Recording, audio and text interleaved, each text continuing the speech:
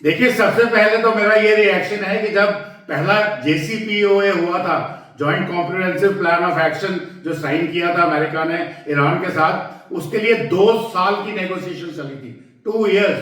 तो अब 2 साल की नेगोशिएशन तो एक बारी करी, अभी आप चाहते हैं वो 2 हफ्ते में हो जाएगी? Impossible. That is number 1। Secondly, जो 10 पॉइंट प्रोग्राम दिया गया, जो पर्शियन लैंग्वेज में दिया गया, उसमें बहुत क्लियर था कि हम कह रहे हैं कि अमेरिका हमें न्यूक्लियर एनरिचमेंट की परमिशन दे और साथ में स्टेट ऑफ हॉर्मस में हमारा कंट्रोल हो। परंतु जो इंग्लिश वर्जन दिया गया फॉरेन डिप्लोमेट्स को या अमेरिकन को हैंड ओवर किया गया, उसमें ये दोनों नहीं थे। बोला गया कि शायद ये ट्रांसलेटर की गलती है। ट्रांसलेटर की कोई गलती नहीं थी, ये डेलिबरेटली किया गया।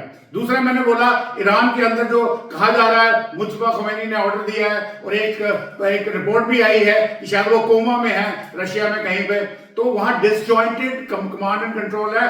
जैसे ही सीज फायर अनाउंस होता है, विद इन 2 आवर्स ईरान का IRGC का कोई स्प्लिंटर ग्रुप उन्होंने सीधा सीधा कुवैत पे हमला कर दिया। तो कहां से रही बात? फिर उसके बाद आपने बोला कि इसमें इजराइल भी शामिल है, या आप बोला नहीं शामिल है। भाई, आप जब पाकिस्तान में कर रहे हो इसको, तो इजराइल वो टेबल में पाकिस्तान में कैसे आएगा? तो वह पहले से ही नॉन स्टार्टर है। और ऊपर से आप बोल रहे हैं लेबनान शामिल होगा या नहीं होगा। मैं तो कहता हूं लेबनान के साथ तो कोई प्रॉब्लम ही नहीं है।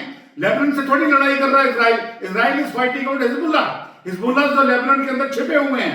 और उन्होंने बोला कि जो लिटानी रिवर है, इनके सदर्न लेबनान और ईस्टर्न लेबनान, वहां से हिजबुल्लाह को निकालेंगे और जो उनके जो कैपिटल बैरूत के अंदर कुछ जो उनके हेडक्वार्टर्स उनके मुखिया हैं, उनको उड़ाएंगे।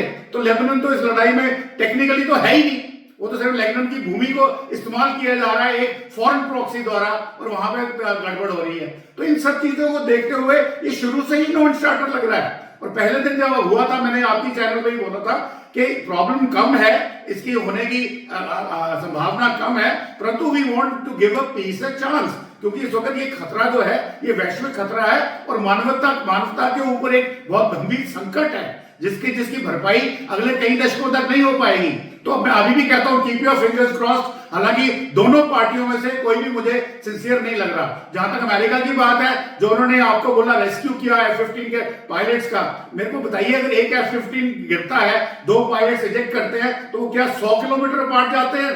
वो जो रेस्क्यू मिशन था, वो रेस्क्यू मिशन नहीं था, वो एक्चुअली एक मिशन था ये देखने के लिए कि उनके न्यूक्लियर एनरिचमेंट फैसिलिटी कहां पे है, जिसमें शायद अमेरिका नाकामयाब रहा। तो इसलिए उन्होंने बोला कि अब ये नाकामयाबी आ गई है, अगली स्ट्रैटेजी बनाने के लिए let's take some pause and understand. तो मुझे ये समझ आता है कि अगर भाई कुछ अमेरिका के यहाँ भी कुछ बड़ी बात होने वाली है और उनका कुछ बड़ी गुपचुप चल रही है, क्या प्लानिंग कर रहे हैं we don't know, but there is something definitely on. उसी तरह से इरानियंस ट्रस्ट डेफिसिट है, वो भी अमेरिका को ट्रस्ट नहीं करते, डिसजॉइंटेड कमांड है, how will they operate we not sure.